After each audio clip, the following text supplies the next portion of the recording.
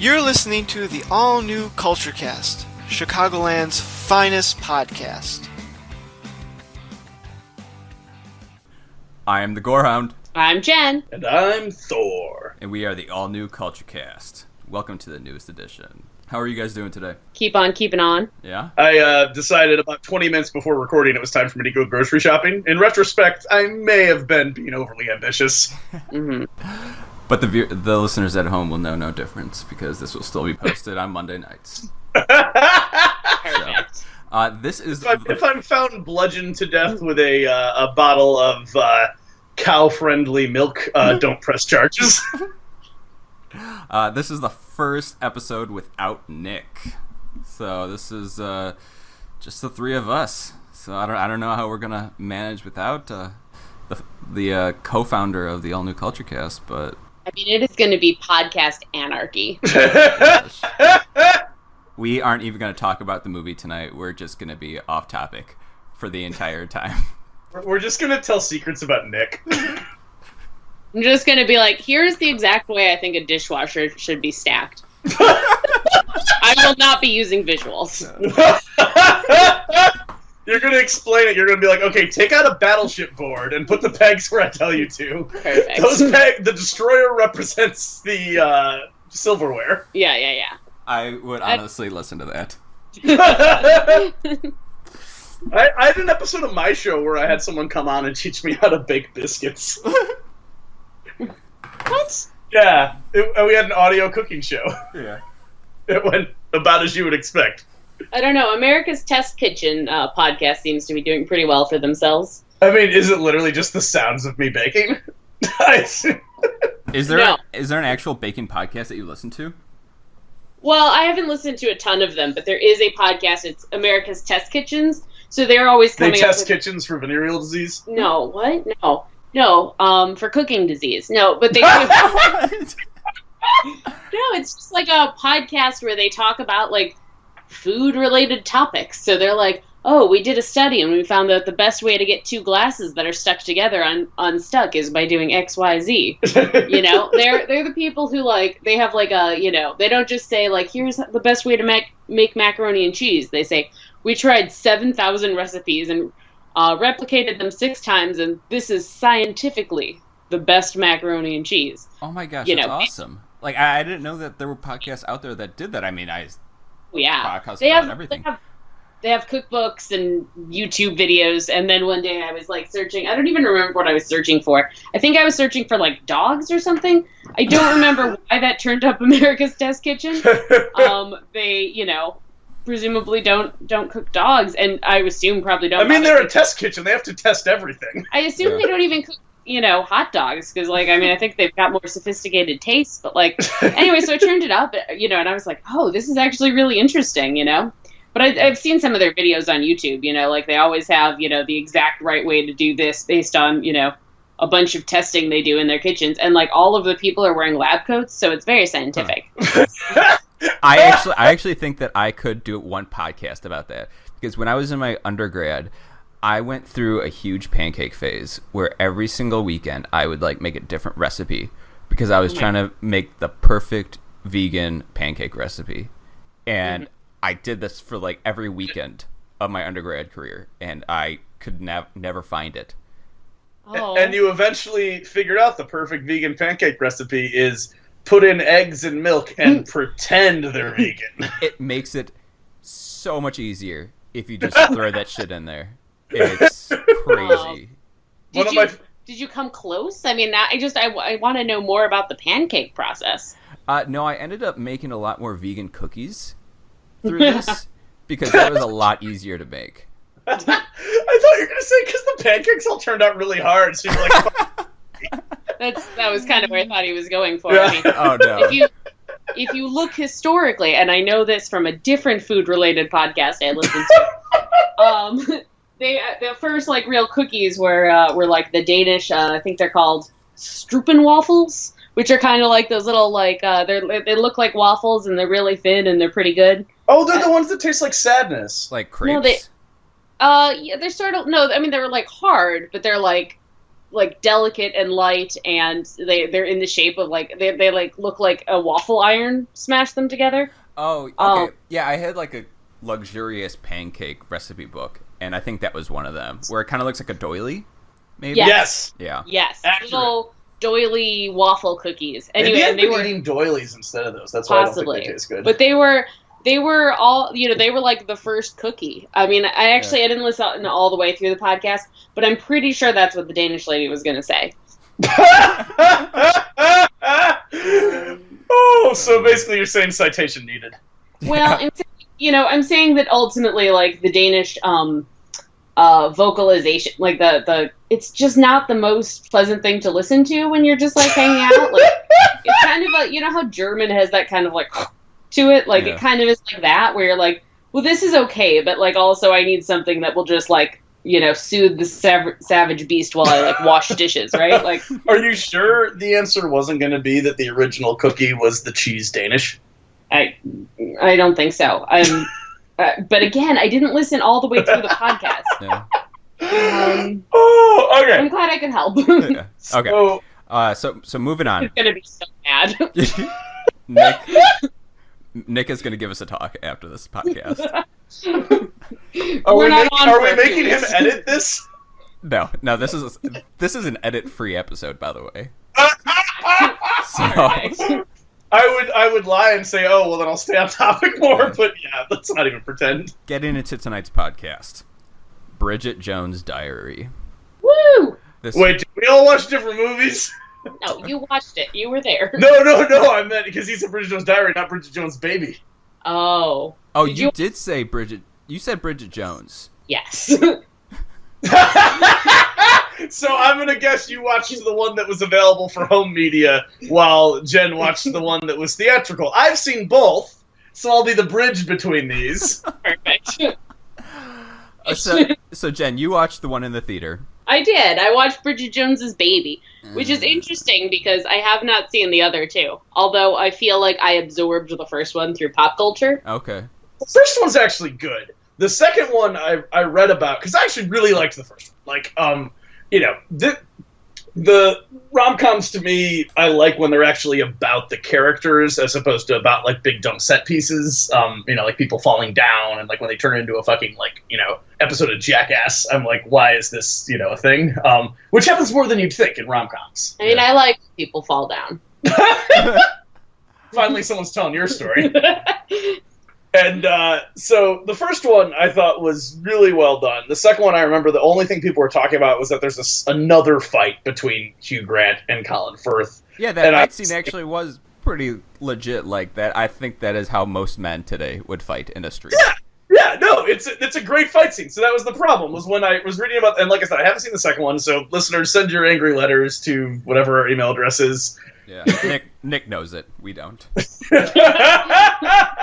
Please listen to prior episodes to find out. No, I've sent an email to your guys' show before I was a guest when I thought your name was whatever the name is on the website. Yeah. I only finally got why it's like that, like yesterday. I'll read the email address out at some point. But so the second one, I know the second one's based on the first one's based on a book that was very well received. The second one's based on a book that people saw as a cash-in sequel, and they hewed relatively faithful to it, and everyone said it felt like a cash-in sequel as a movie as well. The one scene that I heard was really funny in the book was she interviews Colin Firth. They obviously couldn't do that for the movie. Apparently, as a joke, they did film it just verbatim from the book and put it as a bonus feature on the DVD. Wait, why couldn't they do it? Because Colin Firth plays her boyfriend in the movie. Oh, right, because it was made for Colin Firth, right? Yeah, so that was the joke, was she's like eating a Colin Firth type, and then she gets to interview actual Colin Firth, so it's like this, and is obviously very into, since it's a reworking of Pride and Prejudice. Thank you. I was gonna say Sense and Sensibility and Sea Monsters. No. Of which I own. I'm disappointed in everyone right now. Okay, so the first one came out many years ago, and what is it, like the 90s or something? Yeah. 2001. So that's the one I watched. And then, then there was the sequel, and then, Jen, you watched the new one in theaters because you watch every new release. Yeah. I I wouldn't say I watch every new release. I'd say I watch all the Oscar-nominated movies, and then all the ones that are definitely not going to get nominated for Oscars. Well, I would say you've probably watched most movies in the last 3 years that have starred the star of this movie, Renee Zellweger. What else has she been in? It's her first movie in 3 years. Perfect. Laughing at my own fucking jokes. It's not that they're not good. It's just not like funny, haha, or like funny at all. So, all right. So I watched this and I did not enjoy it. Like, I really do appreciate a good rom-com, but name one rom-com you like. Serendipity or the Devil Wears Prada. I go back to that one a lot. Cemetery Man. Yes. So yeah, I think that I can give rom-coms a good watch, but I just had a really difficult time with this.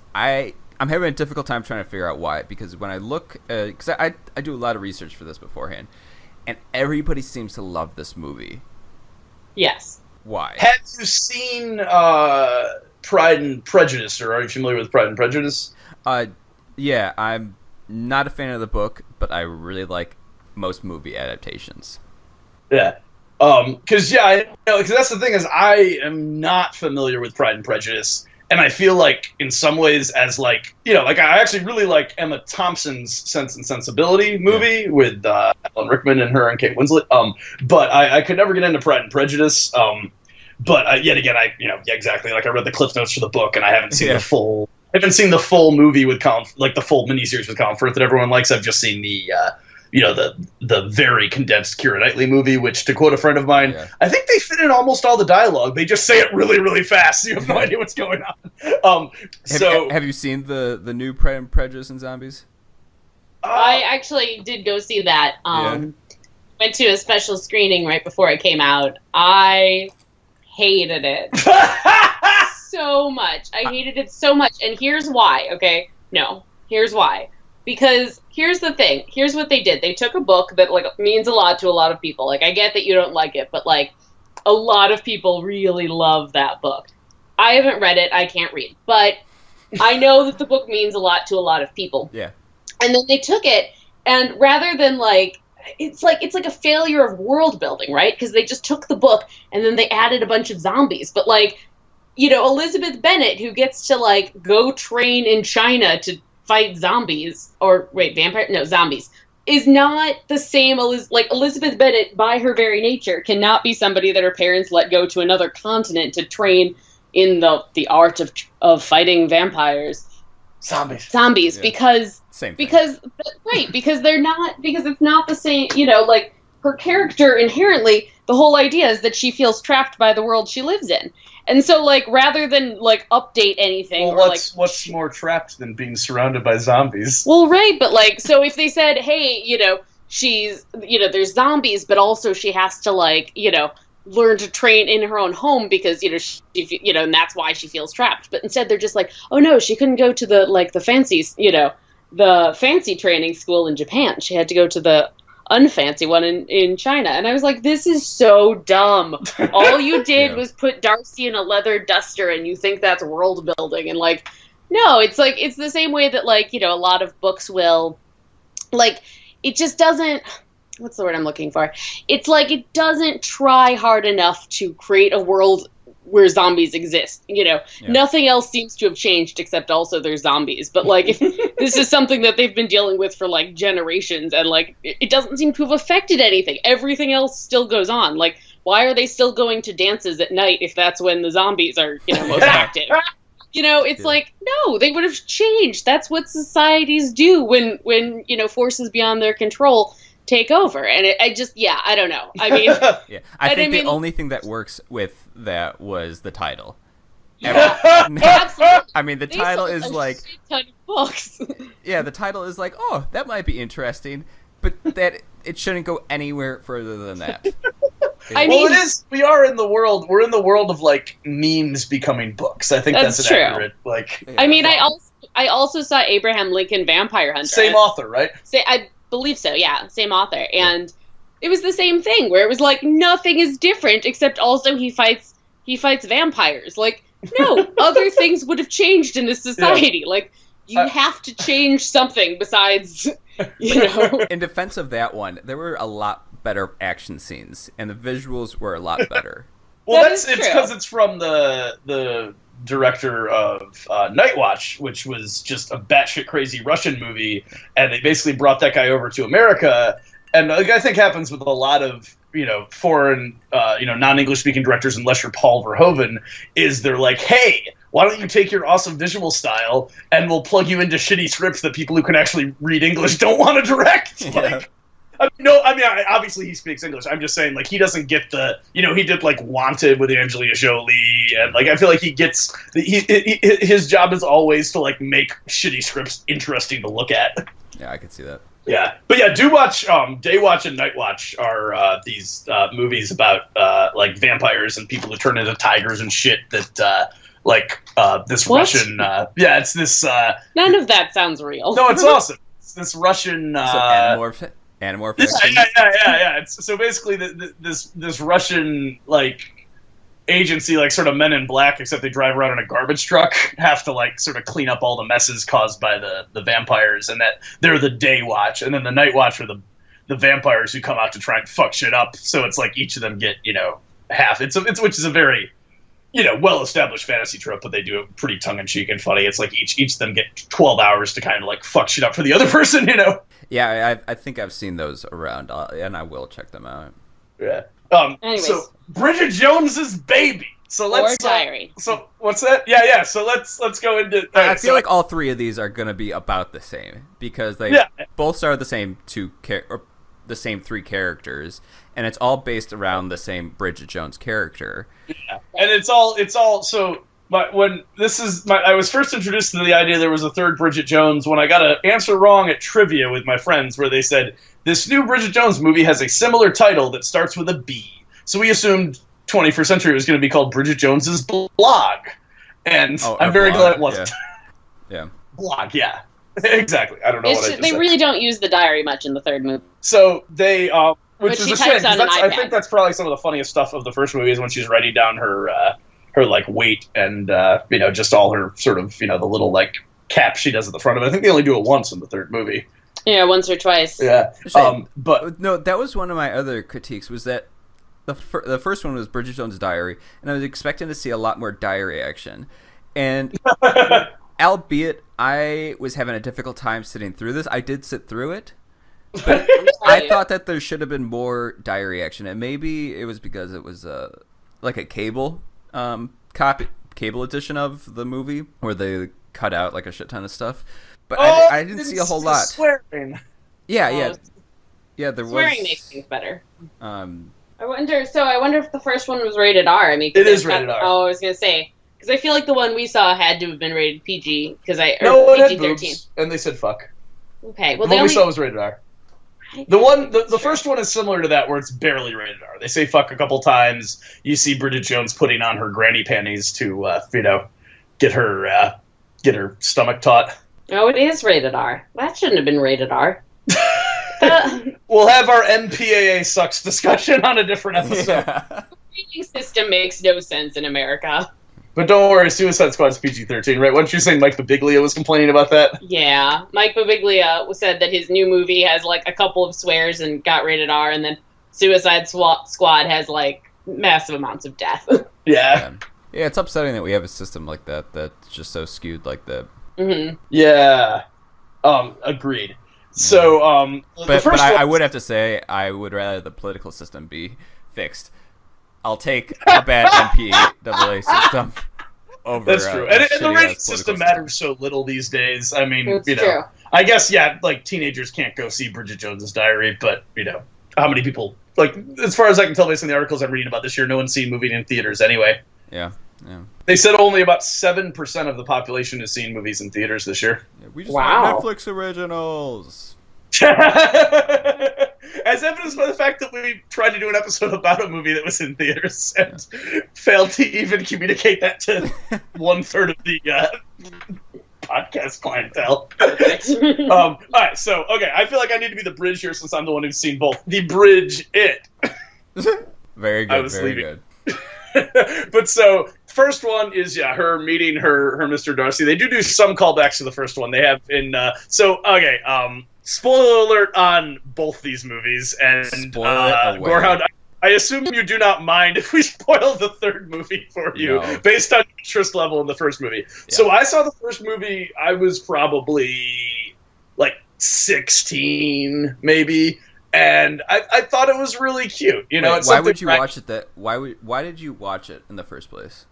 Because it had really good reviews, and at the time, I would see movies that had, I think Rotten Tomatoes might have just started, or, the IMDb's, something where you get a bunch of critics that just started, and if, Ebert, San Francisco Chronicle, and Miami Herald all gave it, a 3 out of 4 or 5, I would go see it. I would never have watched this, because I found this to be, among the ilk of, Sleepless in Seattle and Sex and the City, where it's just directly targeted towards women. TV show.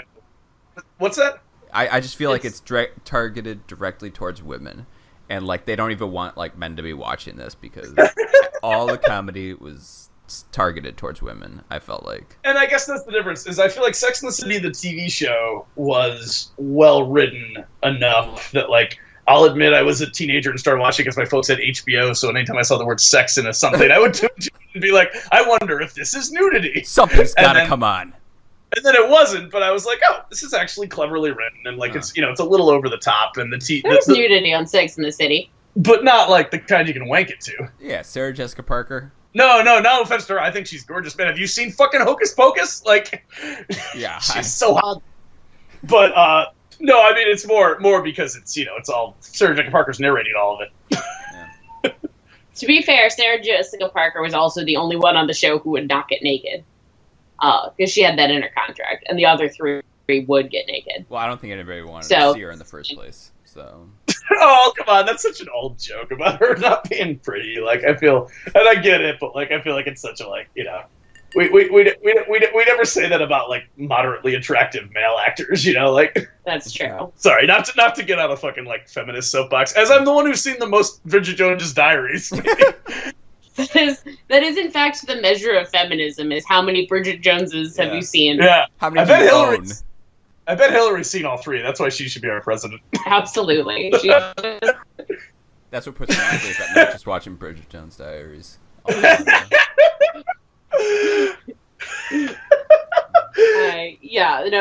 where you get your feminist street cred from. So I think it's wasn't interesting. It Gloria Steinem said a woman without a man is like a Bridget Jones with a diary? I don't think that was Gloria Steinem. I might be wrong.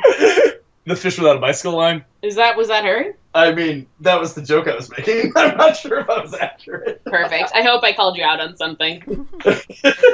Or you just called yourself out. That's the way to get more feminist points besides just watching Bridget Jones's. It's that, and then calling out fake Gloria Steinem quotes. I mean, I think that's the entirety of Jezebel's business model. Oh my god. Anyway, so back to the movie. So I saw the third one, having never seen the first 2, and I mean, I found it to be, definitely dumb. I mean, anyone who's willing to. So here's the thing. So the whole thing is that she sleeps with 2 different guys. One of them is Colin Firth, and the other one is McDreamy. To update things for the Gorehound, it was Hugh Grant. Hugh Grant has died in a ballooning accident or something. Yeah, there was he's dead, but then at the end of the movie they're like, but maybe he's not dead. He was found. You see the newspaper. They set it up. They end the movie in the most this is definitely the fucking end of the series. Fuck you. There's nowhere to go. Ending, and then you can tell that the studio was like, but what if there's a sequel? And they literally. The camera, they're going off into the sunset, and the camera suddenly pans down and shows a newspaper, and I swear you could literally hear the editor laughing at the fact that we had this, and it says Hugh Grant alive, Bridget Jones is 4. This movie will not get made because the new one's made less money than the fucking Disappointments Room. Did it really? I thought it made money. No, it's made more money than Disappointments Room, but it's gonna end up with like under 25 million in the U.S. It's a huge hit in England, but there's only 9 people in England, so it doesn't matter. Fair enough. A huge hit in England, and it still makes less money in the U.S. 6 of them are in this movie. But one of them's an American, so I'm surprised it was such a big hit. Right, Mr. Americans are coming to England and taking their jobs. Mr. McDreamy. No, I meant she's in a British. Renee Zellweger is American playing a British person in this. Oh wait, is she? She's in British face. I thought she was British. No, she's just. Squinty. Do I just think that because? Okay, fair enough. You just think that because she doesn't have good teeth. Oh no. That might be true. I guess that good of a British actor.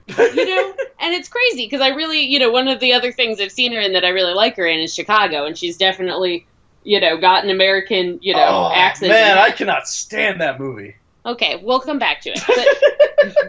But so they definitely set it up. So in this movie, since they don't have Hugh Grant back, which, sounds like it would be very disappointing, but I did just see him in Florence Foster Jenkins, and he was looking wretched. He was looking like I feel like for decades he was very attractive. He probably slept with everybody, and now he just looks very tired, very tired. Poor Hugh Grant. No, I am not giving him sympathy. I already said he was spent 3 decades sleeping with everybody. There's no sympathy here where I'm like, oh, now he's starting to look his age. No, you've misunderstood.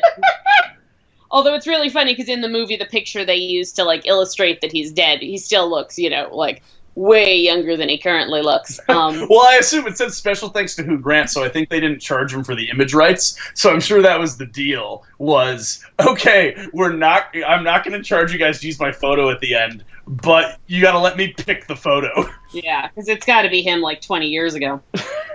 But so anyway, so Hugh Grant. It's him from having just slept with a prostitute instead of Elizabeth Hurley. Oh no! But that's how he wants to be remembered. Weirdly enough. But anyway, so he's not in this movie, so instead they have a love triangle with McDreamy from Grey's Anatomy. Right, and she sleeps with both of them, and then it's oh, which one is she going to pick? And, obviously she's going to pick the one she's been sleeping with for movies and movies, but, here's the thing, I think McDreamy seemed way more interesting. He was way more positive, and could show emotion, and I know the whole thing was okay, well, it doesn't matter if you should fall in love with someone on paper if you actually it's really just about your feelings and whatever bullshit. Yeah. But I was yeah, but he's also a billionaire. Well, I mean, but her other fucking choice wasn't. They kept making a big deal out he's a billionaire, and I'm her other choice is a fucking Hague court, lawyer. He's not, Do you make a lot of money at the Hague court? I meant. You're not he was already well off. It was clear, he had a fucking a flat that must have cost $1 million fucking pounds in England, I mean, let's be clear. The only thing I know about British court system is that they have to wear fake hair. And my mistake, he's not actually Hague. He was whatever the British equivalent of the Hague is. The Hague's in Stockholm. Do they actually have to wear the fake hair? That's a requirement? They still, yeah. It's phenomenal. And everyone has to wear robes, not just the judge. Oh I would be a lawyer for 14 seconds if I had to wear that stuff all the time. Except I think they call them barristers. They call them barristers. I didn't make that up? No, you're correct. I think I'd like to wear a costume occasionally to work. That'd be fun. Right? I mean, granted, I guess I wouldn't want to do it every day, but presumably he's not in court every day. At his office sometimes, just yelling at people. Wearing expensive suits. Costume Tuesdays, Just every Tuesday you wear my cartographer outfit. That just looks ridiculous, but it signifies I am the cartographer in the office. It would be amazing. That would be fun. I forget that you're a cartographer because I forget that's a real job. Yeah. I have a friend whose husband is a professional map maker. Is that your friend, the Graveyard Queen? No. What? No. My friend who lives in St. Louis, and her husband does this for the army or something, and I'm just I don't believe that's a real job. We have a friend who's a photographer who we're currently talking to. Yeah. Okay, I'm talking about this guy. No, I'm just talking about this other guy. You owe me a year's supply of Ballmer's hard cider because Gloria Steinem did in fact say a woman without a man is like a fish on a bicycle. Okay. I am a better feminist than you. Perfect. I'm gonna put a feminist sticker right next to my NRA sticker on the back of my car. Do not have an NRA No, sticker. don't worry. For those of you listening who just decided to try and find my mailing address so you can chop off your dick and send it to me. What? That got weird. Anyway, Bridget Jones, like, right. So I think when it comes down to it, like, if you have the choice between... Sorry, I totally did have something relevant. Right. I was getting interrupted. If you have the choice between the lawyer and the billionaire, you go with the billionaire.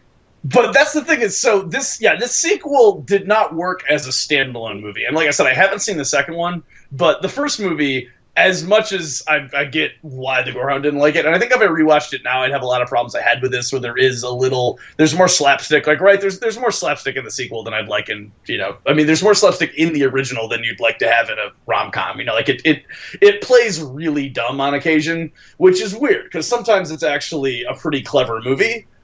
Like the fight scene, like, her text, like this thing I vividly remember is her email exchange with Hugh Grant where she's flirting about her skirt. Like stuff like that. I felt like it's not, fucking like the best thing I've ever seen, but it's pretty solid writing. And then I feel like you just derail it with like dumb fucking visual gags. Yeah. So I felt like this kind of took that to the extreme. And I think that's one of the reasons there wasn't really a place for Colin Firth's character, because he is,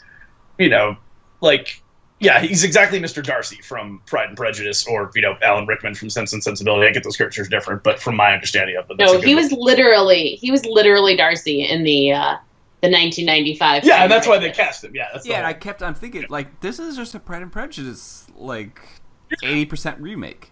Yeah, so it's a remake of Pride and Prejudice. I mean, and I get, Clueless is a remake of, what is it, Emma? But does much more to differentiate itself. So I would say Clueless is a better movie than Bridget's Diary. Oh, yeah. And definitely has more crossover appeal. Bridget's Diary, when I was 15 or 16, I watched it, I liked it, like getting older, remembering some of the scenes, I was like, okay, some of this was a little slapsticky, it wasn't quite my sense of humor. Now, like, I think my younger self liked it more than I would like it now. But I think the one thing it did do really well is it gave Colin Firth a really solid character that was, I guess it was sort of his typical, like, awkward, mumbly character, but it was... He does that well. Yeah, exactly. And I felt like you Gorehound, having watched the first movie, like, that is one thing is you do the whole time, you're like, no, you should be with him. Like, he's so sweet and so awesome, and he's very understated, but he, he conveys a lot, just through his actions, whereas Hugh Grant is very slick, Yeah. His hair was perfect in every single scene. Hugh Grant? Yes, crazy. Yeah. No, he looks gorgeous in this movie. Every single scene. Like, even when he jumps through that glass in the fight, which was clearly a dive, like, he comes up and his hair is just, like, perfect. Saw a werewolf drinking a pina colada at Trader Vic's and his hair was perfect. But so I think that's the biggest weak spot with Bridget Jones's Baby. I did end up enjoying it just because I was like, oh, these characters. I remember liking these characters literally like half my life ago. Like, it's crazy how long ago it was that the original came out, and time is shifting forward. Yeah. I just mean, it doesn't seem that long ago, but yeah, I literally am twice as old as I was when the original came out. As a person in a totally different place, I was like, okay, yeah, this is a lot dumber than I want, and I don't like, the like knocking over porta potties gags in the new one and that kind of thing, or the like, Bridget Jones has been in this job for fucking 15 years but doesn't know how to turn off her fucking mic. That was that got me the angriest in this new one. But I did like, so having gone into it knowing, so that's the issue, Jen. I feel like they don't bother to like set up Colin Firth's character in this. Yeah, he just acts like a total fucking boring wet towel curmudgeon in this movie, and they needed to show his like awesomeness from the first movie. They needed to have it be a fair fight. The whole movie exactly is that Patrick Dempsey just plays the coolest fucking guy ever and like wants to be with Bridget so bad. And then in the end, she picks Colin Firth, and the ending where they get married, I was fine with. And then they're like, oh look, whatever his character name was, Quetzalcoatl, is That's a crazy name. No, it's like Quantum or something, but it's really crazy. Right, he'd written a book called like Quantum Leap that was all about finding his name was Jack Quant, I think. Okay. And it's like, that's so stupid that Jack Quant got into quantum physics. And I'm like, well, to be fair, I knew a guy named Larry Dwarf who was an astronomer, like dwarf stars. So I'm like, maybe if you have a really distinctive last name, you just have to get into whatever that field is that your last I name don't believe that person's real. is a pun for.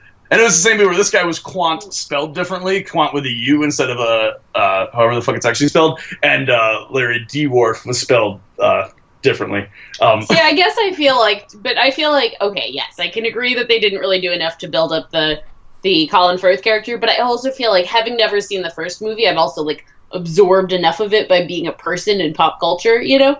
Where, like, I feel like I know what his character is. Also, I feel like he plays, I don't want to say the same character in every movie, but similar characters in most movies, you know? Where it's like, I guess I kind of understand him to be, like, you know, slightly upper crust, cold but affectionate, like, British man.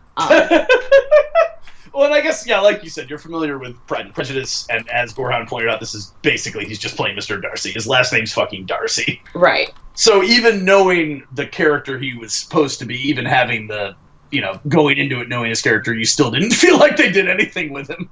You know, it's like anything else where when you pick you make a, you know, Ensemble. romantic triangle, you're always going to have, you know, half the audience be like, oh, but what if you picked the other one? So what you're saying is you were Team Jacob. Yeah, I was in fact Team Jacob. Really? Here's No, I'm not saying you were Team Jacob. I'm saying you actually gave a shit.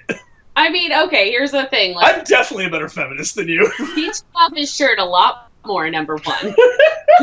Number two, the vampire was too pale. He was too pale. Well, and third, have you seen that video Jacob made where he tries to catch a watermelon in his mouth? That's No. a pretty fantastic. I guess I don't know what he does with his days anymore now that he's not dating Taylor Swift. But like, he made a video that went, you know, that he put on like Instagram or something, and you know, someone had sent it to me where it was like him trying to catch fruit with his mouth, which I guess he can do when it's grapes, but is much harder when it's like a grapefruit.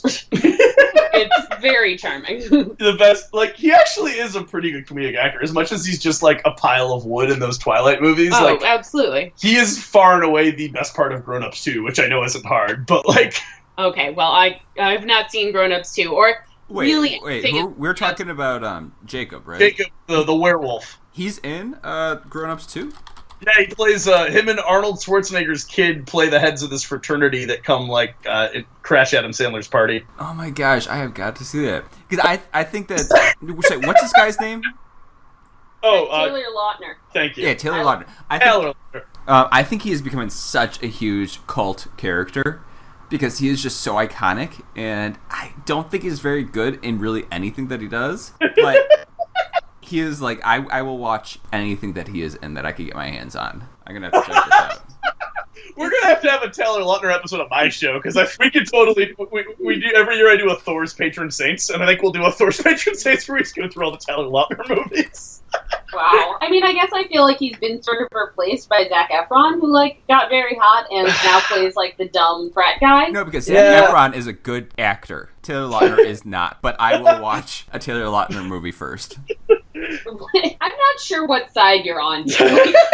No, I agree with him. Yeah, You sounded vaguely mad, but like I'm not clear why. No, Efron is more talented, but I find Lautner way more charming. Is he our man crush of the week? Yeah, you didn't do your man crush of the week. Yeah, I guess we could just do it very quickly. I don't have one. Taylor Lautner. Jacob all the way. Catch some more watermelons in your mouth, boy. No, because I don't want to just like pass this on to just like the first person that comes to mind. We'll come back to it. Man crush vetoed.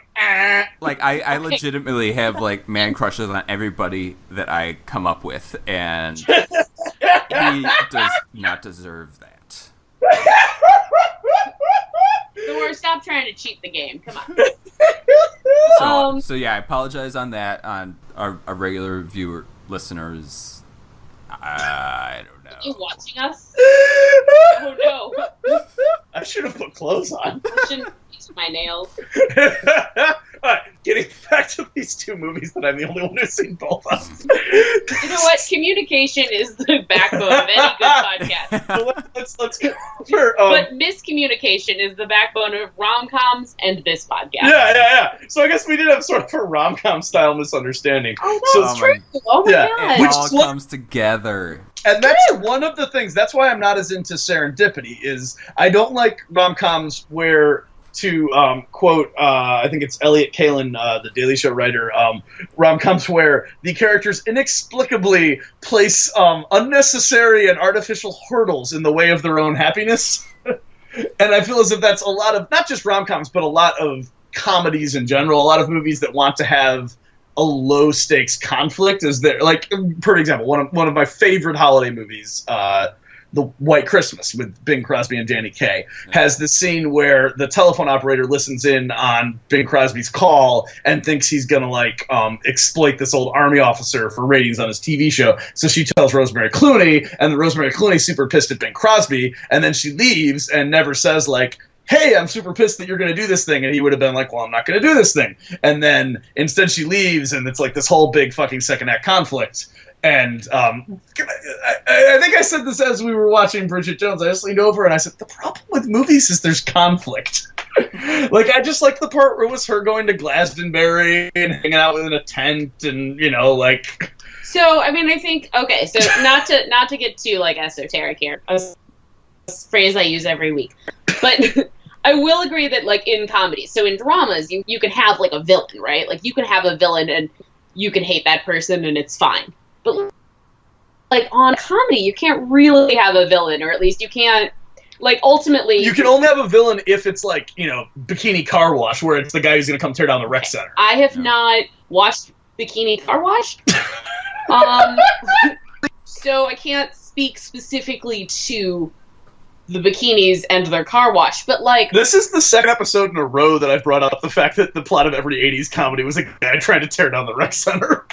I don't know that that's true, but I'm not going to fact you. No, so not to get too esoteric, but right, so in order to have a conflict, you have to have, you often have to have a villain, and in comedies you don't want to have a villain because ultimately everyone's got to be sort of likable, especially when you're talking a sitcom. You got to come back every week, and if you hate a character, it's going to be really unpleasant. And that's a good point that Bridget Jones probably does play in terms of conflict on the level of sitcom. It's got a little bit of a sitcom-y feel to it. So you can't really have somebody be terrible. You can have Hugh Grant be sort of a cad, but he still has to be a lovable enough cad that we can believe that she's going to go back to him in the second movie or whatever, So I think it's the same thing. Just like in sitcoms, ultimately you don't really have characters who are terrible people. But in dramas, you can have terrible people all the time, and it's great. And you can love to hate them and hate to hate them, and then they get, pushed off a building or something. See, this is why I like Star Trek 4, where there's no bad guy. We just have to go back in time and save the whales. Okay, I have not seen that movie, but... Wait, let's go deeper into this because I'm a new born again Trekkie. Tell me more about this. So Star Trek 4, Leonard Nimoy, it was his second directing gig, so they gave him more freedom, and he was like, what if we made one without a villain? And they were like, but Star Trek has to have a villain. And he's like, yeah, but the shittiest part of the third one was that we had these Klingon villains, and the more interesting stuff was all the crazy shit happening with the Genesis planet. And they're like, fair enough, what do you have in mind? And he's like, what if a big-ass probe comes to Earth, and it needs to talk to the whales? And when it can't find the whales, it just starts sucking up the ocean to try and find the whales. So we have to go back in time to the last period where there were whales, which coincidentally is the year the movie's set. So we get to have the characters from Star Trek go back to the 80s and make fun of punks and new wave and, that kind of stuff. And we'll have it take place in San Francisco because that was the most 80s place. Inexplicably, Paramount was like, here's $20 million, go nuts. Oh my gosh, I think this is the actual movie that I just started not too long ago. So I'm looking at all the images, and because I was going to start a new segment asking Nick, I'm a born again Trekkie and I have a Star Trek question. Answer me this. And one of my questions was going to be why is he wearing that ridiculous white robe and ninja headband? The ninja headband's to cover his stock ears, and the white robe's because 80s. Oh, because he did have the pointy ears, and he would look weird. Oh, exactly. It's like when they go back, when the next gen guys go back in time, and Worf has to wear a hat the whole time. Okay. Well, yeah, This is honestly in my DVD player right now. So anyway, that's my kind of movie. But this Bridget Jones came close because, like, yeah, that was the problem. With Hugh Grant in the first movie, it's like so clearly she shouldn't be with Hugh Grant. Like, so clearly Hugh Grant's an asshole. And like you said, he's a lovable asshole, but like clearly she's not supposed to be with him. There is nothing he provides that Darcy doesn't do better, you know, and I could see that. Nice and more emotionier. But in this movie, I felt like they actually kind of skewed the opposite way, where they forget about giving fucking Colin Firth any good qualities. It's like, you're gonna like him because he was in the first two movies, who cares? Yeah. He will just be cold and awkward, and I swear they forgot to have Colin Firth wear any makeup in this movie. That's where they filmed it, like, while he was on his way walking to another movie, because... like, he just looked, like, washed out. Like, it's weird. Renee Zellweger, they clearly made her look, like, super old for, like, the first 8 seconds, and then she, like, gave up on that, and, like, there's the scene where she's supposed to be feeling all fat and gross and sleeps with Patrick Dempsey, and she takes off her shirt, and you can, like, count her fucking ribs. And I'm like, oh, my God, Bridget Jones, what an overweight middle-aged woman, you know? Yeah. Like, not that they, you know, like, not that people can be insecure and still have great bodies, but it just seemed, you could tell that, like, it was like Lindsay Lohan in the Elizabeth Taylor movie, where it's like, you are not allowed to put any old age fucking makeup on me. I want to look gorgeous, you know? And don't get me wrong, I get that. Fucking, you know, it's so hard to be, you know, an actress over 40, and this was her first movie in 3 years, so I don't blame her for wanting to look good, but it just didn't make fucking sense for the character to me. Yeah. Also, so with Colin Firth, here's the other thing. So in the movie... he looked like a gay vampire. No. No. Not among the gay vampires I've met. Like, I feel like that scene at the christening? They're not British generally. No, you don't think the scene at the christening where they're out in the sun and he looks like he's about to, like, fucking, like, combust from the sun? No, I think he's uncomfortable because he's hanging out with his ex and, like, kissing a baby. That was a good joke. That was, like, the best joke in the movie. But, so no, the problem with Colin Firth, like, as a character in the movie, and, you know, I'm calling him Colin Firth because as far as I can tell, that is the character Colin Firth plays, is that he, like, they like, were together on and off for 10 years, and then he married someone else, and now he's divorced from that someone else, and now he decides he's in love with her, and they get married, and you're like, I mean, I don't want to sound like a buzzkill here, but I also feel like if you tried for 10 years and couldn't make the relationship work, like, how are you going to make the relationship work now? Like, well, to quote The Lobster, and spoiler alert, if you fight, you will be assigned children, as that normally helps. Yes. The Lobster is very weird. Lobster is very weird. Do you like that I asked if we could see it because I was in the mood for a light comedy? No. It was not. I picked that over The Meddler, which is a light comedy. Gosh, you guys are so good about seeing new movies, man. Just because of her, I used to wait for things to be on Netflix. Like, I have a movie pass. Like, movie passes get you into movies for like a flat fee every month. You can go see, you know. And so, like, once I got that, I was like, all right, I got to make it count. I record stuff off of the Sci-Fi Channel and look forward to that. So no, I don't know how to use a DVR. So I'm a cord cutter. I just watch Netflix and Amazon Prime. Like, in January, we are cutting the cord because we used to just do we had cable and then we cut it and then we got it again, and now I'm kind of just giving up because I've been with the past 2 cable companies and I hate them both so much. And, like, I don't care if I can't get everything live. I can't deal with it. So we're going back to, I think, like, Sling or something. Why January? Oh, that's when our contract cuts up. Oh, fair enough. So for Bridget Jones... No, let's talk more about his cable. So yeah, I think so. It's, like I said, it's hard to say. I really liked the first movie. If I rewatched it, I think I'd still like it better than this new one. See, now I do want to watch the first movie, because I haven't seen it. I just feel like I should. So we'll do that sometime this weekend. Should we just do a duplicate podcast with Nick, just to get his opinion and to be more organized? What's not organized about this podcast? This is my favorite episode of your show. We've been on topic for minutes at a time. We haven't even got to what have you been watching?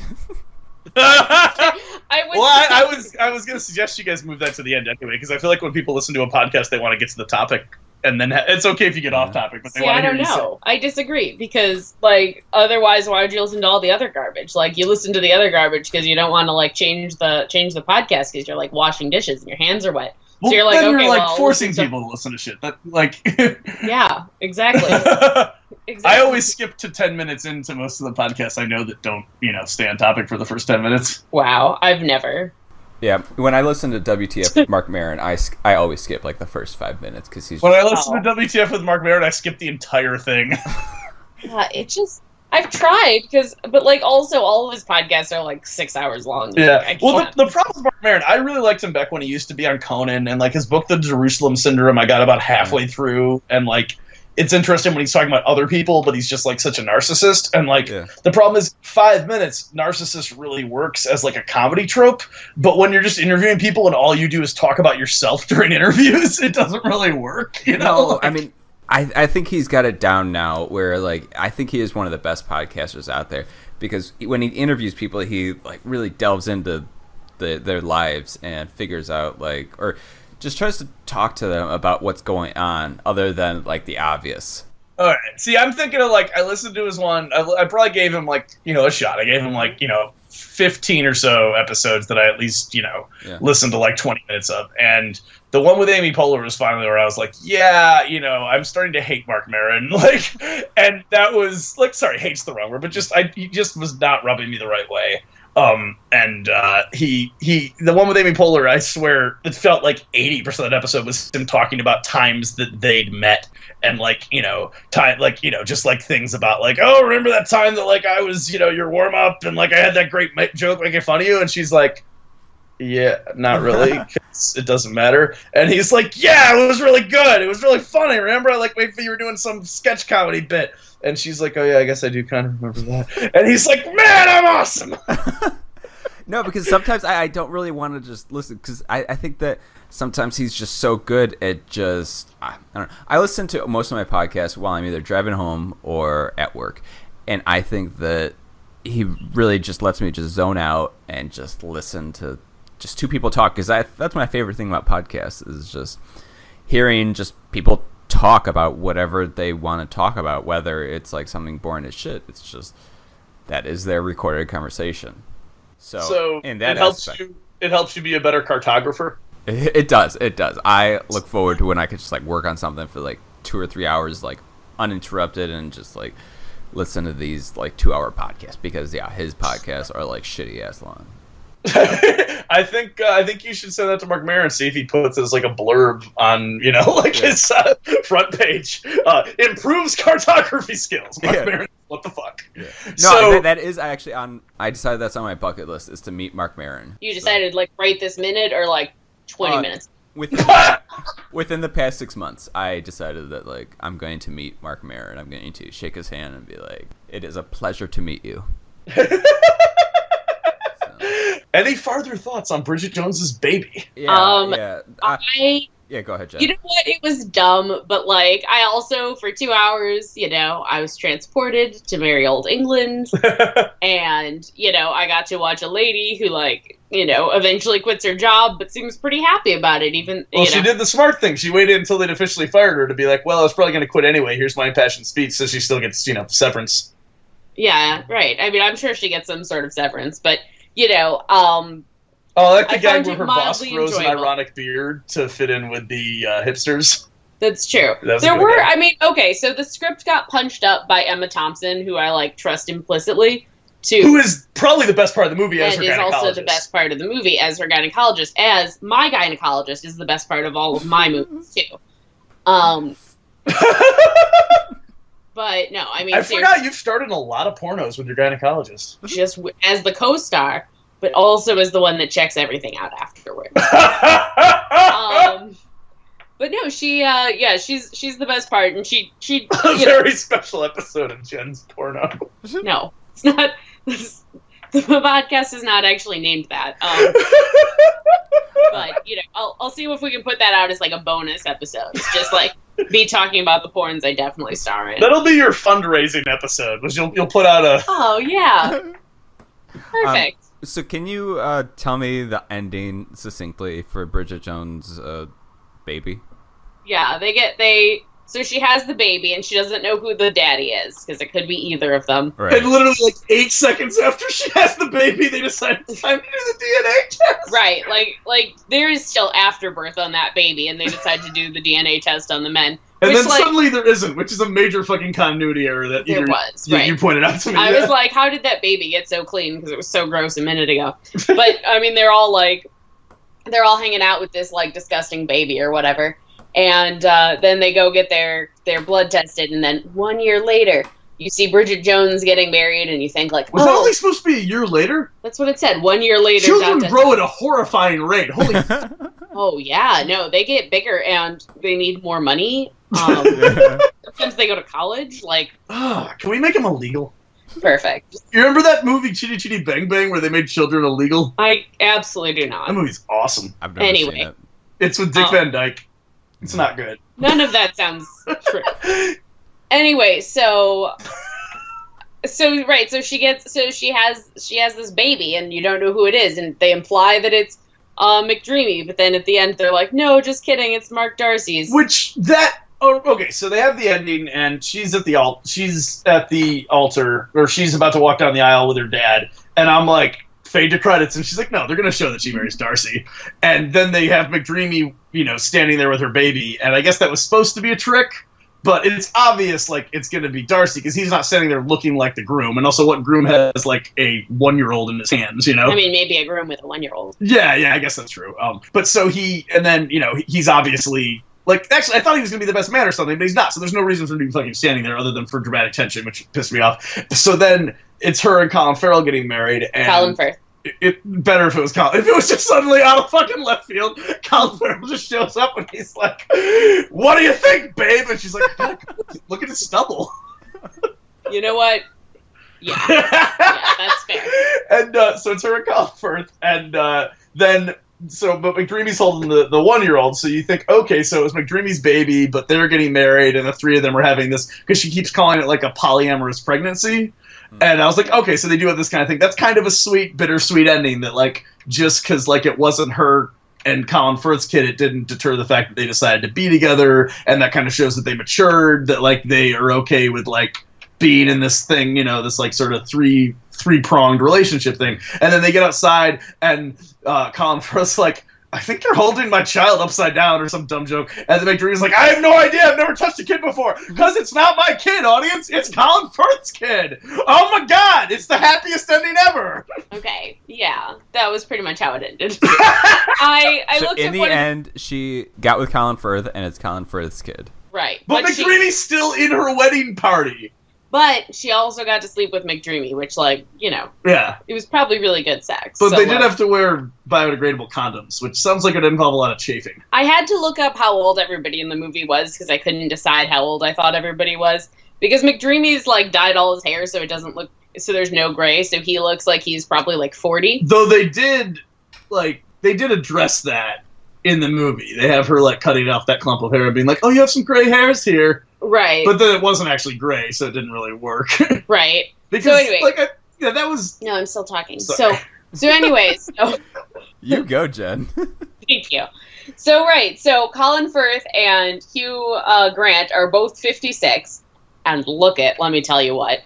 Renee Zellweger, 47, and then McDreamy is 50. So, like, everybody's super old. I can't remember why I was telling any of this. Well, I think it does. It's interesting because Colin Firth, I'd say he looks about 100 years older than McDreamy. McDreamy and Zellweger look pretty similar. I think they both look good. Like, if you told me they were in, like, their early 40s, I would believe it. Right. If you told me they were in their late 30s but drank a lot, I'd believe it. Sure. I know there was that big controversy about how Zellweger might have gotten some work done on her eyes. I mean, she definitely got work done. Yeah, and that's the thing is I was watching her in this, and I'm like, you know what, it's kind of a bummer that she can't just be open about it. She had to release a statement saying she didn't get work done, and that it's, a bummer that people are talking about it, and, like, whatever. Like, Stallone's gotten 100 facelifts and no one fucking calls him out on it, so it's a total double standard. But, like, she got really good work done. Because if you saw before, unfortunately, she was always kind of squinty, but then, like, as she just got older, it was, like, it was starting to get to the point where, like, I felt like it was impeding her acting. Like, if you look at some of the photos of her just before she got the work done, she literally just looked like a caricature of herself. Like, I thought she was squinty, but now I feel like I have to go back and look and see how squinty she is. I actually have a post from back when I had a blog. I have a blog post where I had her from Jerry Maguire and her from right before she had work done, and I was like, at some point Renee Zellweger had eyes, right? That's weird. No, I don't know. Anyway, everyone's very Someone old. ate her eyes! I definitely would say that if given the choice, here's the other thing. So, and they're all so famous that it's very hard to watch them and think of them as anything other than like Colin Firth and McDreamy. Like in the movie, his name is Jack, but I don't think I've called him that one time because the whole time I was just like, you're McDreamy from the TV. Am I the only one who thinks of him as his character from Scream 3? Yeah. Yeah, you're definitely the only one that thinks that. No, everybody else thinks his name is McDreamy. And I mean, 3? Yeah, he's the love interest, the cop who's Nev Campbell's love interest in Scream 3. is that true? Yeah. Oh yeah, he was. You know who told me that was Gloria Steinem. No. Anyway. Oh my gosh, her bangs are so short in that. It is crazy. Courtney Cox. Yeah, Courtney Cox has possibly worse seen on a human in Scream 3. Those are like a half inch. Wait, you're not even looking at a picture, Thor, so how in the world do you just memorize what her hair looks like? Courtney Cox has such good hair in Scream 2. She has wonderful hair in Scream 2, and then in Scream 3 she has this weird, like, she has basically, like, I don't know, the, like, lady equivalent of a mullet. It's like business on the front, party on the sides. Yeah, it's like when you cut your hair in 3rd grade right before photo day, and you're just like, you're stuck with it. I was much too vain to do that in the 3rd grade. I did it. I'll admit. Did you really? Yeah. Oh I my cut god! my Can the bangs. picture? No, because we ended up taking like a reshoot because my mom was like, "You're not going down in history like this." Not that she sounds like that. She sounds much more sweet. Please imitate your mother, but correctly. So that then I could be like, "Hey, I know you from that time Kyle did your voice." Sorry, from that time Gorehound did your voice. Oh yeah. So here was Renee Zellweger when she was squinty. No, not Renee Zellweger. Show me a picture of Courtney Cox's terrible hair. I just wanted you to see that, though, Okay. so you know she was squinty. Okay, I know. I don't care about how squinty she is. She's pretty squinty. So anyway, You were the only person on Earth that didn't notice she was squinty. whatever. Like, I So- think that's one of her most distinguishing, like physical features. Is she's always squinting, or she was always squinting. And now her eyes are bigger. Exactly. So anyway, so my overall view is that this would be a perfect like airplane movie to watch.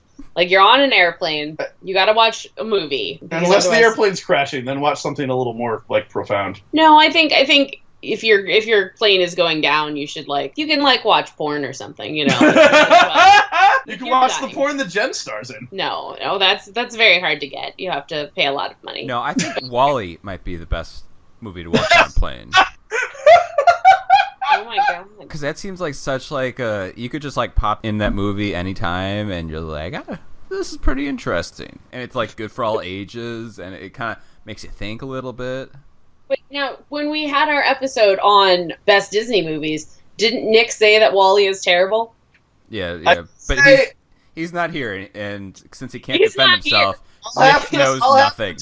I'm going to take Nick's take No. on that. Wall-E you weren't does in that not work episode. as a kid's movie. It is a very weird, very depressing movie about overweight people who are all going to die because they lack the basic survival skills. Yeah, I guess I'm giving kids. I don't know. Since I'm We not a got kid, rid of- I can't tell them my opinion. I just assume that kids like it. Yeah, that's true. Don't I be- watched it, and Don't be I watched. replacing I it. guess the difference is I watched it with my 10-year-old cousin at the time, and me and him were both just like, that was dark. So yeah, I guess exactly. It's different. As opposed to Brave, which if I saw it with a little kid, they might have found it scary, but I saw it on my own and thought it was fucking brilliant, and that's probably my favorite Pixar movie because I'm weird. Okay, that episode was 2 weeks ago. So what do you think of Courtney Cox's hair in Scream 3? It's pretty horrendous. How would you describe it? That's half inch. Yeah, the bangs are just too short. She has a bangs chode.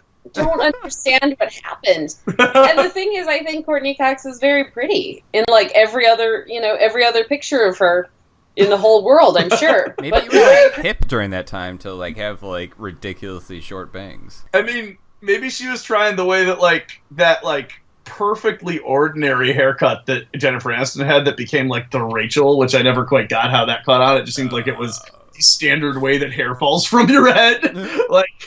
Maybe she was like, well, fuck you, fucking Jennifer Aniston. I'm going to make a haircut that's batshit crazy, has a way harder margin of error, and get it to be fucking popular. And this was her failure at that. Also a good scene in Bridget Jones's Baby is when McDreamy's in her apartment and he's painting the walls black and white with shapes, and he goes, babies cannot see color for their first 4 months, so after 4 months I'll paint some colors, but for now this will give him an improved spatial awareness. And then she goes, or nausea. Or nausea. Or nausea? Nausea. He said it with like a British accent, right? Yeah, I was trying to say it like a British I caught it. I guess I don't know what nausea is. Vomiting. Oh, yeah. I mean, but she's also pregnant. Guys. Hey, there weren't any her vomiting gags, and there weren't any her having to use the bathroom while pregnant gags, so... She definitely vomits into a waste paper basket, but you might have been getting more popcorn. I got popcorn a lot during this movie. I think that was my favorite part, was we went to one of the few movie theaters. Shout out to Classic Cinemas, because you can get free refills on any size of anything. They only sell, like, popcorn, soda, and nachos, but you get free rolls on everything except the nachos. And you get more nachos if you buy more of them. That's on Army Trail, right? Most things. No, that's in Elk Grove Village.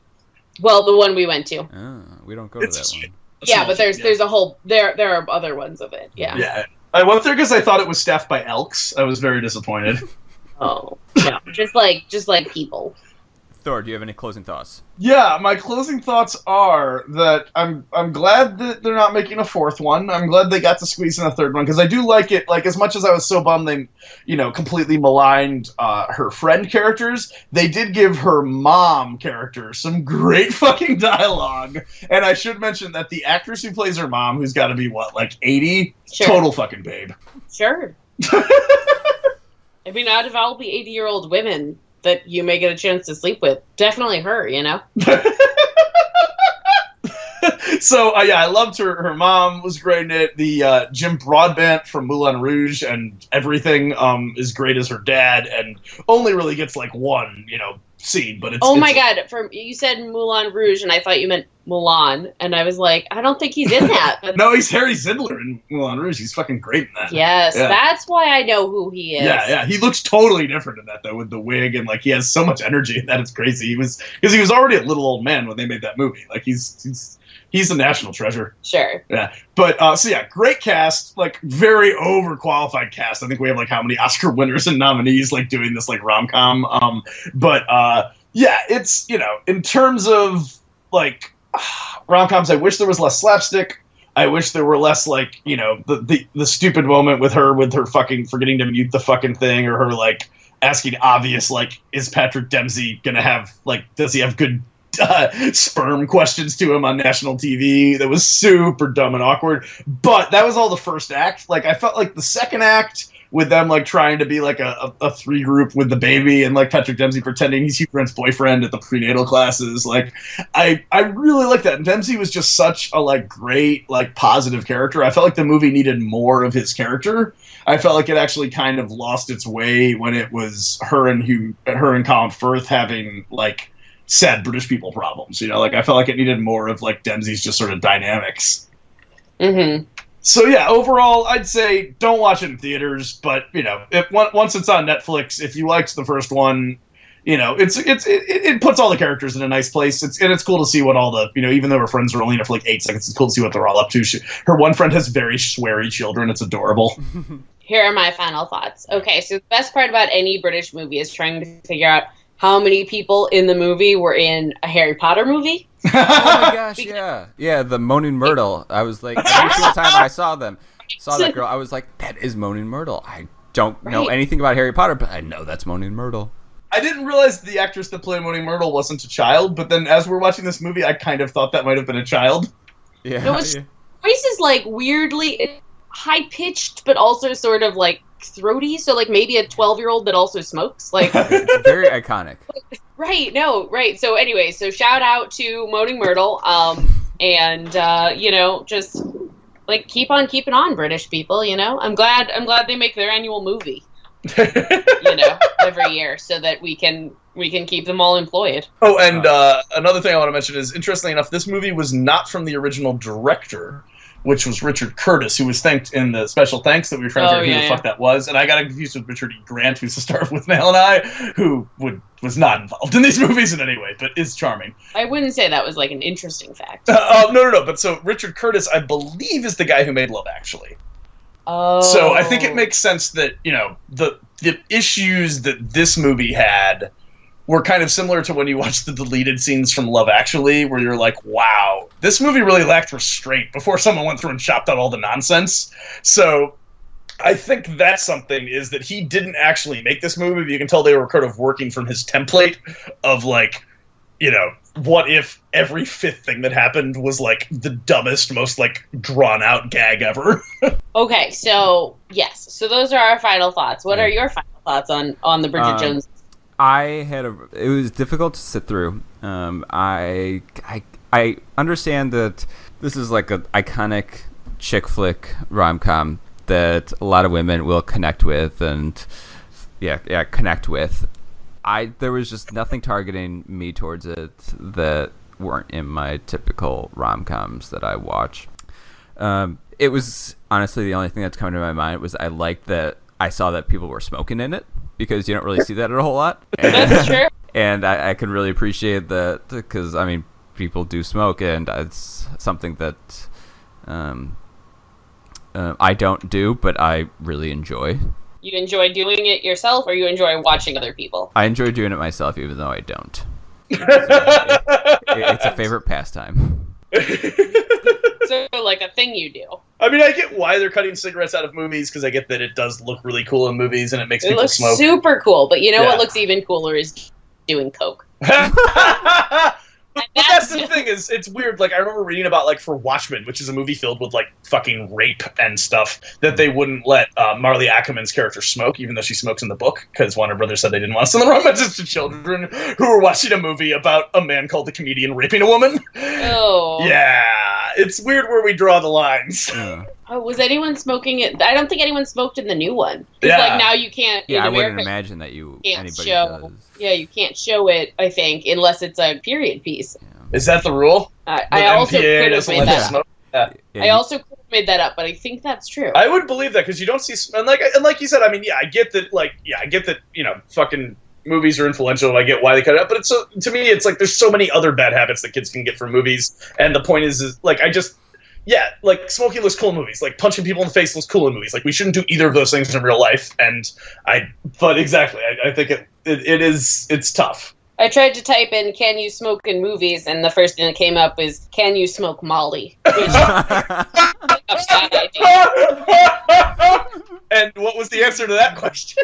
I didn't check. I assume you can. Ed Sheeran's cameo in this was fun. Remember when the news reporter and Ed Sheeran were running around in a giant ball? I saw that in the yes. trailer. Oh, yeah. Ed Sheeran's there.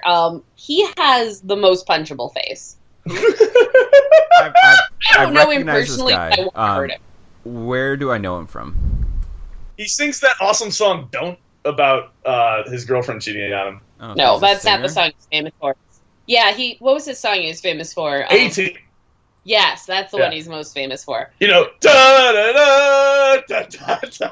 Not that 18. No, it's this song about this guy who's like gonna save this girl from like prostituting herself for drugs or something, which is just like so condescending. Is he a single artist? Yeah. He He dated wrote Taylor he wrote Swift. that big Thinking hit Out for Loud. the super Yes, punchable guy. thinking out loud. I'll also and listen to actually, I'm not sure. I'm not going to listen to this afterwards. This guy is. Don't you just want to punch him in the face? Yeah, I'm not going to. This is not going any further. He's no Taylor Lautner. Yeah, I looked up his Wikipedia, and that's about as far as I'm going to go. To his credit, he seemed very nice on the episode of Nevermind the Buzzcocks I saw him on. He I don't know talked what about that how he has is. a problem with falling asleep during sex. It sounds very British, though. So those are my closing thoughts. All right, let's get through. What have you been watching? Thor, go first.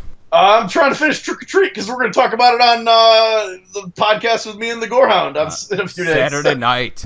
That is that is when you do a podcast. It's Saturday night. I am really looking forward to it. But I do have to say that, I'm going to be doing like a straight up Hellraiser day.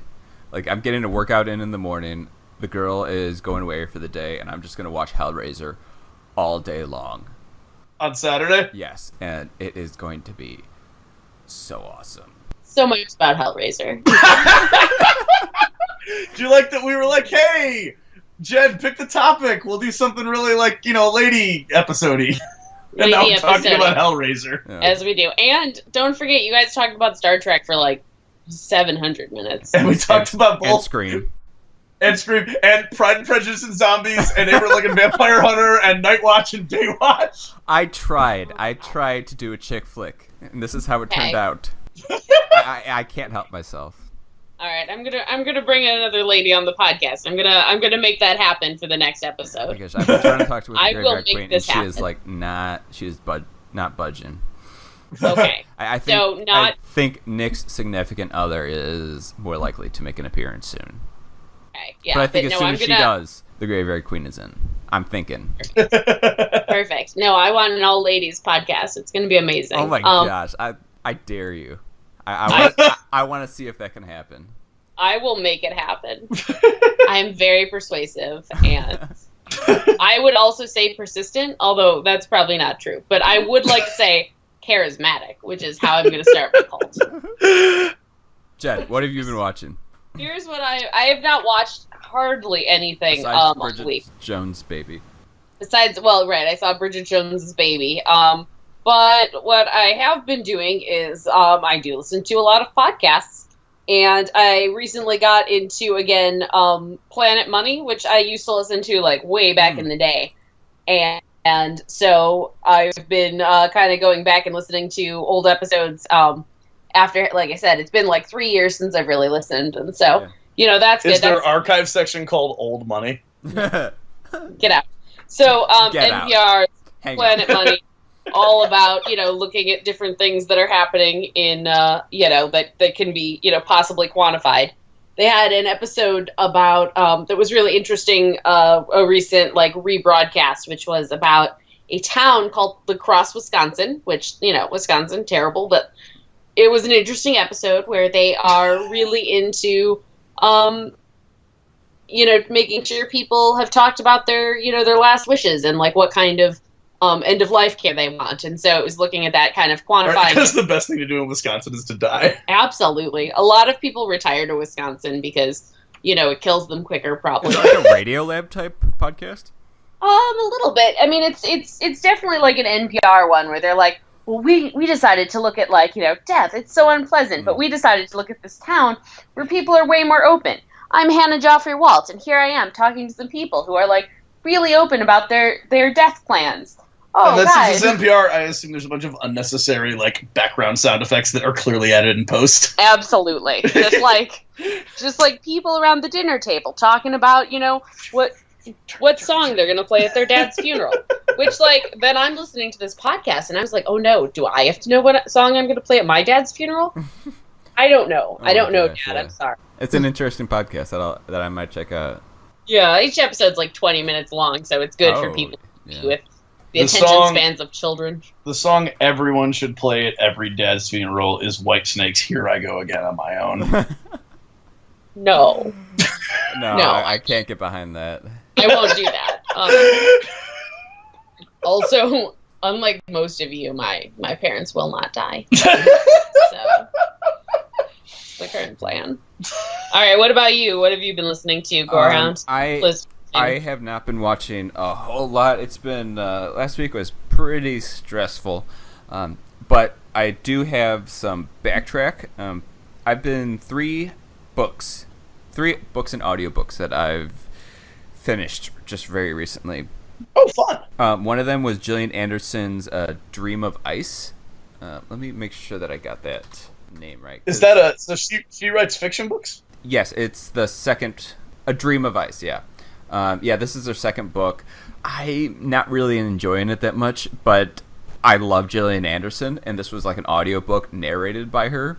So that was really cool to hear her talking. Wait, important question, because she's like the host of Family Feud, where her accent totally varies. Like not like she's putting anything on, just like her accent changes depending on what continent she's been living on. And was it British Gillian Anderson or American Gillian Anderson that's narrating? She was doing like different voices, and I wasn't really digging it because I just liked like just the Scully voice, just yeah, and that's what I think like I fell in love with. But this is more of like trying to do like 3 different voices, and I'm just not really digging it. But I finished it because it's Gillian Anderson. I also listened to Neil Tyson deGrasse the Pluto Files while I was traveling. Oh, fun! And does he narrate it? Yes, he does. Yeah. Oh, that sounds amazing. So that was really cool. Wait. Oh, I'm sorry. I meant to say that like I read the first Gillian Anderson book. It's of the Earth End Saga, and then I listened to the second audiobook. So I was like, I thought I read it, but I thought I listened to it. I did both. So yeah, I listened to the Pluto Files, which was pretty interesting. DeGrasse Tyson does he's awesome at everything he does. Yeah. It was very, very interesting. And even though it was like slightly over my head, because it was all like the debate on Pluto. So where does he? Spoiler alert! Where does he fall on? Oh, he does not think it should be a planet. Really? He said he would rather have. He thinks that. Did you read the book? No, I just watched his Colbert interview. He was saying that he thinks that. Yes, Pluto is closer in size to Earth than Earth is to Jupiter, but he would say that he thinks that it's more, if in terms of what we're qualifying as planets orbiting our solar system, he would say that it's probably, he would say, Jupiter, Saturn, and Neptune and Uranus should only be counted as planets before he'd put Pluto in. So he said he'd rather throw Earth out than put Pluto in, to which Colbert said, unlike you, Pluto has a heart. I mean, that does make him sound sort of like a hater. I'm sure he has very scientific reasons. But. I think I'm mixing up his middle and last name. I don't know. Yeah, Neil deGrasse Tyson. Yeah. Neil deGrasse. Okay, I wrote it down wrong. But yeah, I mean, it's okay. I thought Channing Tatum was Tatum Channing for So yeah, I mean, it was an interesting read, but and I also listened to Henry Rollins' Black Coffee Blues audiobook, which was I think the best of all the audiobooks because it's Henry Rollins, and he's just I don't know how I feel about him. I just know that he is the most badass person that I know, and I would just love to grow up to be him. That's a good description. Yeah. I don't always agree with you, Henry Rollins, but I always am glad you exist. Oh my god. It's here for Black Flag. What? Really? Yes. Yeah. Can't be real. And he wrote a book about Yeah, he mostly does lectures now about Yeah, I feel his life has blossomed after the Black Flag broke up. He is everywhere now. He's in audiobooks and live interviews, and it's just it's crazy, but it's awesome because he's a great guy and he has a great message. He did some they did audio adaptations of they did Twilight Zone scripts in the early 2000s, I think it was, and he was in a couple of those. It was cool. Yeah. He's everywhere. He's in your house right now. Fun fact, when Henry Rollins used to answer fan mail from Black Flag fans, he would answer it typing on a typewriter in all capital letters. What? That is how you respond. That might be how I respond to all my emails tomorrow. All caps. And then just sign them all as Henry Rollins. Yeah. I might go talking to my boss. Talking to my boss about that. You might get a high five from your boss. Yeah, bro. Oh, this was fun. All right. This will conclude the episode of Bridget Jones. Because that was the original directive by Jenn. It was Bridget Jones. So I wasn't wrong, and she wasn't wrong. Maybe we'll just turn this into a trilogy. that you said he was going to go see something in theaters on a weekday. I was like, it's impressive. He's well, really I mean, dedicated. obviously, if I say Bridget Jones, what I mean is the current Bridget Jones. To be fair, also, obviously, that now that I'm saying it out loud, like, obviously I should have specified. But I was like, well, obviously he's gonna go see it in theaters. People love seeing movies in theaters. I love seeing movies in theaters. Like, what percent of this episode was just me, like, maniacally laughing? I mean, what percentage of life is you just maniacally laughing? Is this still part of the episode? All right. Doesn't matter. That's a wrap. You've been listening to the all-new CultureCast, where every episode is all new. Check out our blog, Zach and Nick's CultureCast, at znculturecast.wordpress.com, and find us on social media. Send us an email at nick.culturecast@gmail.com. We'd love to hear your feedback, comments, and requests. Theme music by bensound.com. The all-new CultureCast, a saltwater production, copyright 2016.